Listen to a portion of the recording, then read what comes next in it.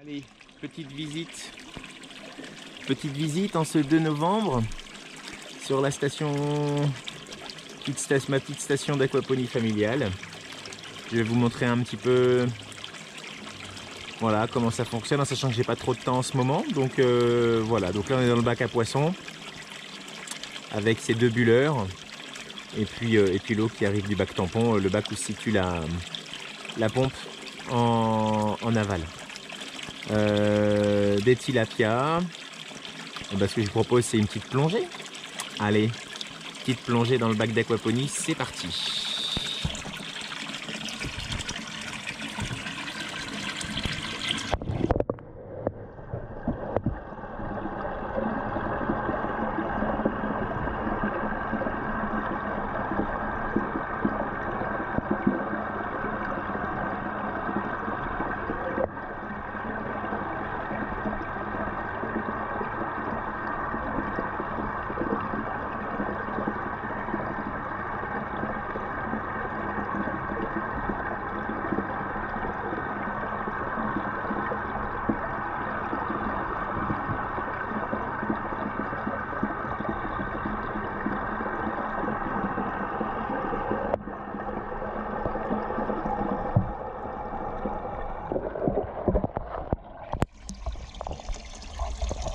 Hop. Ben voilà, je sais pas ce que vous avez vu, mais bon, on verra bien au montage. Voilà, donc des tilapias. J'ai eu un petit problème hier de pompe. J'ai le tuyau qui s'était débranché, donc la pompe a bougé un peu, remué un peu le fond sur le bac tampon. Donc je me suis retrouvé avec une eau assez trouble. Donc eau trouble qui est remontée forcément dans le bac des tilapias, mais bon, rien de bien problématique. Voilà, donc ça c'est pas mal.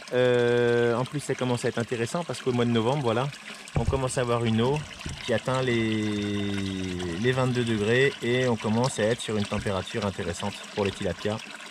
J'ai mis des jacinthes d'eau en surface, voilà, ça les protège un peu de la lumière et puis ça leur amène aussi peut-être certaines petites choses à manger.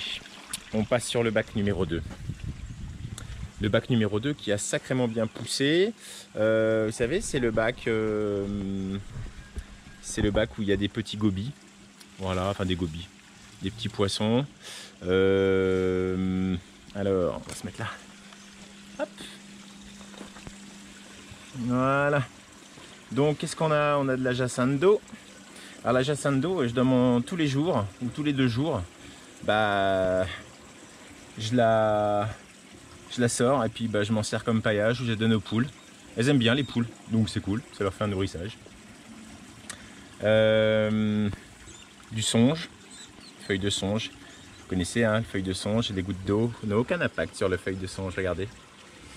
Hop, je vais essayer même un ralenti.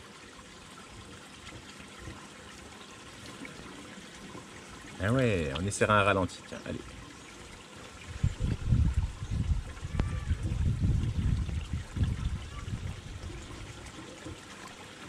Feuille de songe n'est pas mouillée. Enfin bref, voilà. Ici, c'est que des tout petits poissons.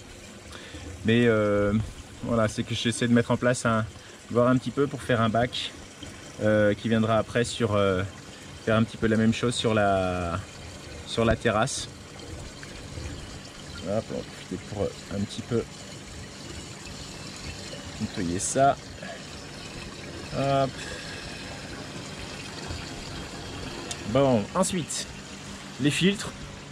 Bon, les filtres, hein, vous les connaissez. Hop, mon filtre à tourbillon. Je l'ai nettoyé la semaine dernière.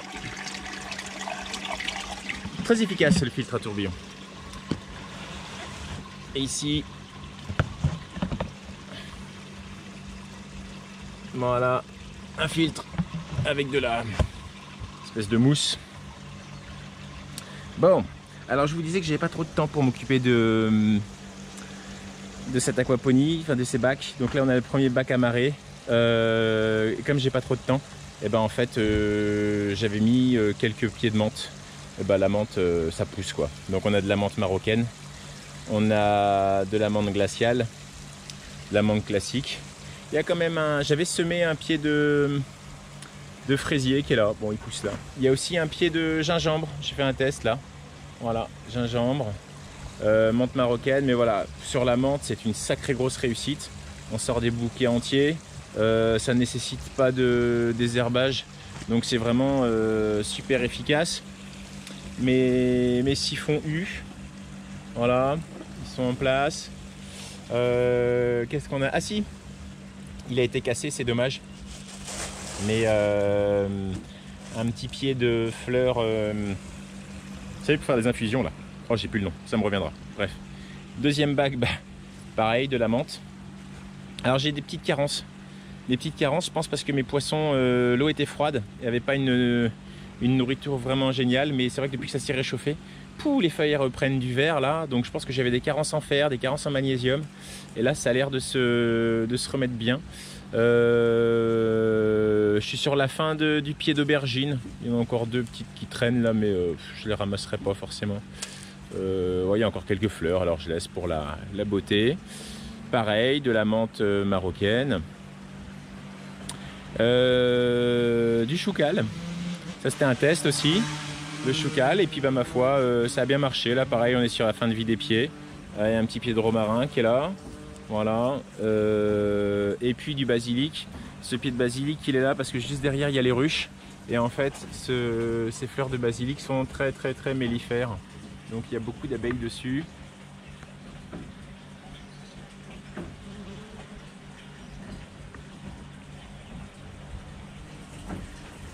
Donc voilà, le petit basilic.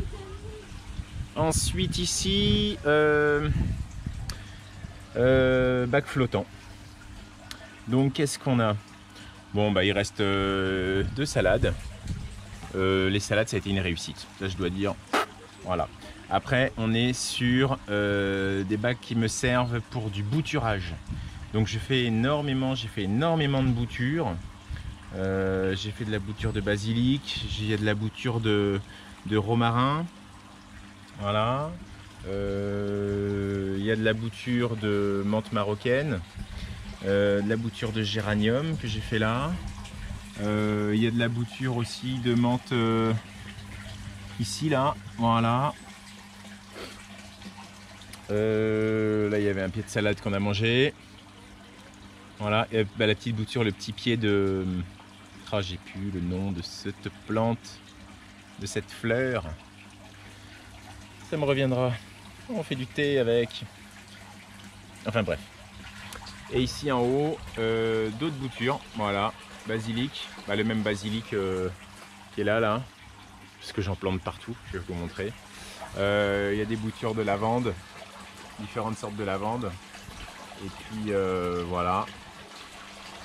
Tac. Et puis le bac final, le puisard, où la pompe se trouve pour renvoyer directement en haut. Alors je vais vous montrer les boutures.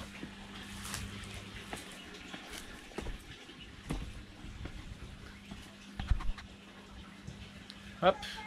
Donc ici j'ai les boutures de romarin que j'ai fait. Voilà, parce qu'ici comme il n'y a rien qui pousse, et ben voilà, de la menthe, du romarin, ici de la lavande, pareil pour les abeilles. Là j'ai remis des pieds de lavande, il y a deux sortes de lavande différentes. Hop, et puis là-haut on a fait, voilà, c'est en train de gagner doucement, du romarin, du basilic. Enfin voilà, on essaie de rendre cette zone qui était quasiment impropre à la pousse, avec un sol merdique, vous voyez, avec un bon paillage. Hop, regardez, voilà, il faut un minimum bien de 10 cm de paillage, hein, et puis ensuite on arrive à une terre qui reste humide. Donc ça c'est chouette. Voilà. Donc ça c'était l'évolution de la station aquaponique. Dès que j'aurai un peu plus de temps, c'est-à-dire après l'été là, après la saison cyclonique, vers le mois d'avril-mai, je vais redévelopper un petit peu tout ça.